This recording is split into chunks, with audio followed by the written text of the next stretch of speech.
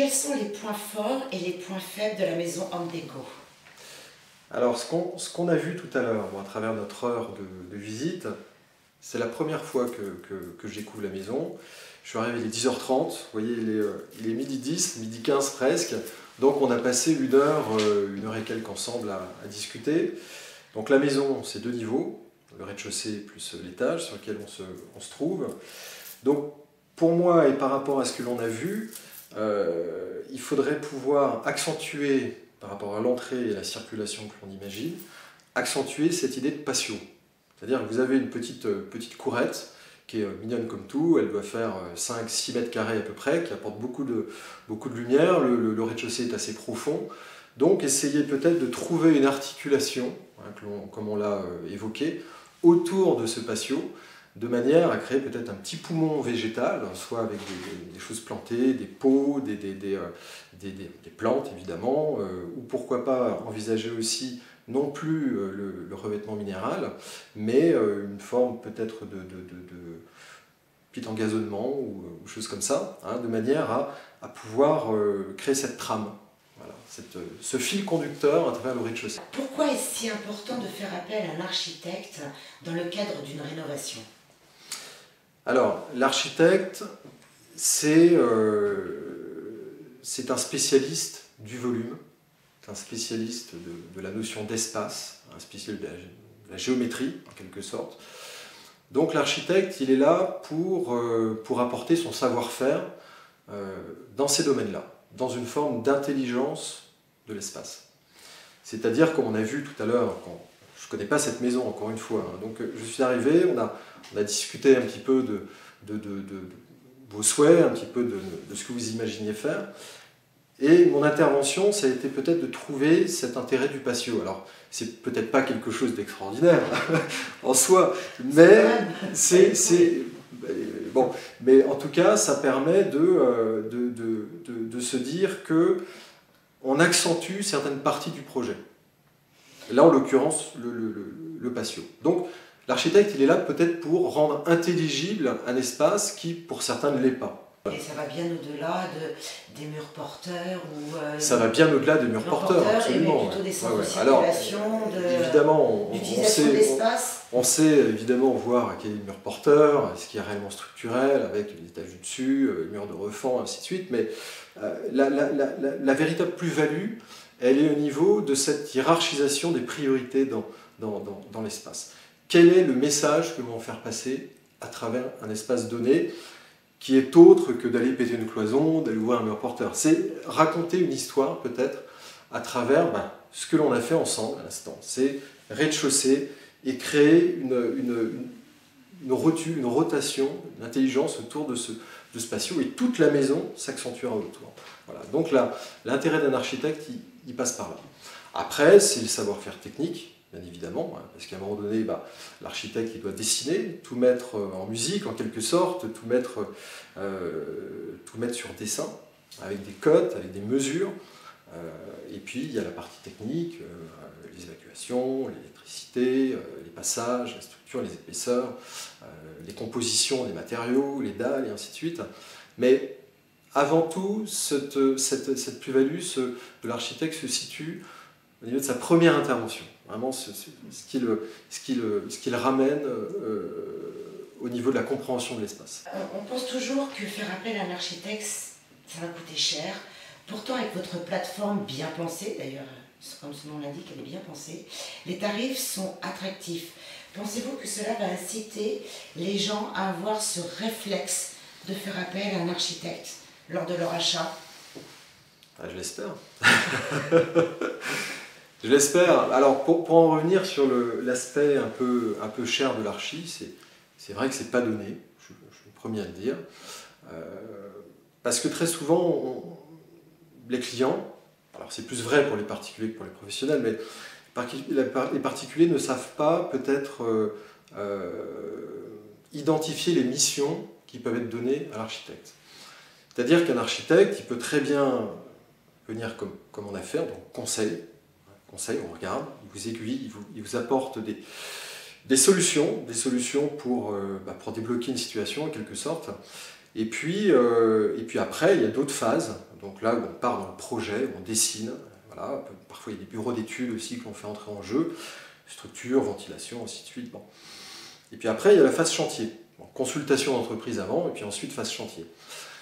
Toutes ces missions ont un coût, bien évidemment, qui souvent est répertorié soit sur le montant de travaux, soit avec un forfait fixe ou pourcentage.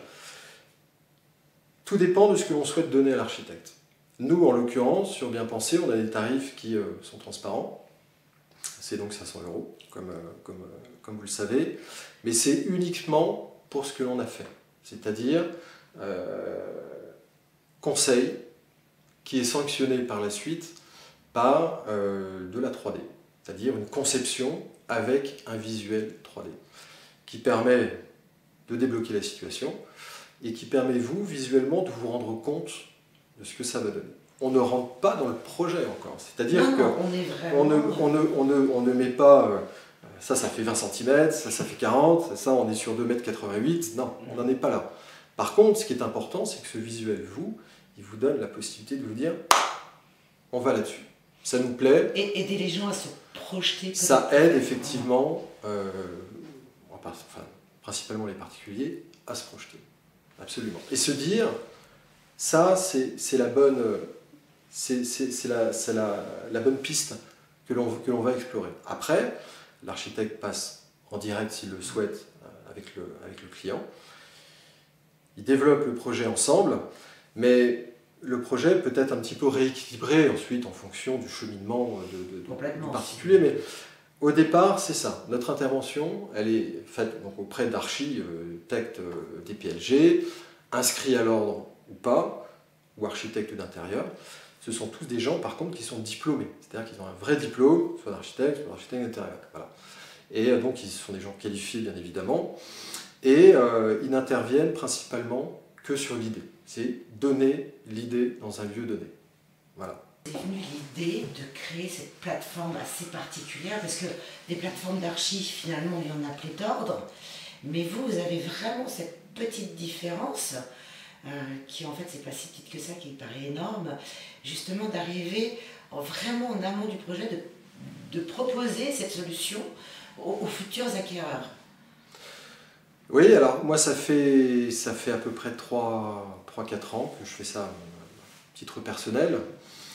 Je me suis aperçu qu'il y avait une forte demande par rapport aux particuliers que je pouvais rencontrer. Ils étaient contents de voir un architecte, tout simplement parce qu'ils ne savent pas où s'adresser.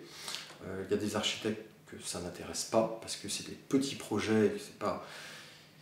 Évidemment, ce n'est pas forcément hyper rémunérateur, pour eux en tout cas, c'est un petit peu de temps passé. Bon. En fait, il y a une demande qui, j'ai l'impression, à ce stade, comme l'on a fait, c'est-à-dire vraiment du stade du conseil, et puis après de représenter visuellement les choses, qu'il y avait un manque là-dessus, et pour nous qui est important en tant qu'architecte, parce que dans mon absolu, ce serait que systématiquement, dès que quelqu'un a une idée de travaux, dès qu'il se pose une question, qu'on pense à faire appel à un architecte. Ça me paraît être... en tout cas, c'est un peu l'objectif que je me vise là-dessus. Mais ne serait-ce que voilà, pour ces premières petites choses, c'est-à-dire développer, imaginer le projet, amorcer un projet, décanter des solutions, qui parfois sont techniques, mais en tout cas, voilà, décanter les choses. Que systématiquement un architecte puisse intervenir.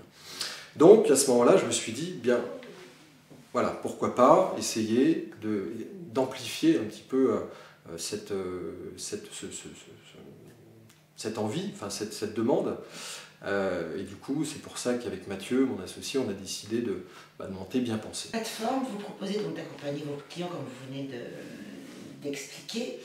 Leur futur bien, d'habitude, on fait appel à l'architecte plutôt après l'achat. Pourquoi vous préconisez-vous plutôt ce réflexe de faire avant l'achat? Alors, on ne préconise pas. C'est juste par la force des choses que je me suis aperçu qu'on était beaucoup contacté donc, par des agences immobilières au moment de l'achat. C'est-à-dire qu'on est dans un contexte où l'immobilier est tendu, notamment dans les grandes villes. Paris, évidemment, ça va de soi, mais aussi des villes comme Lyon ou même Bordeaux.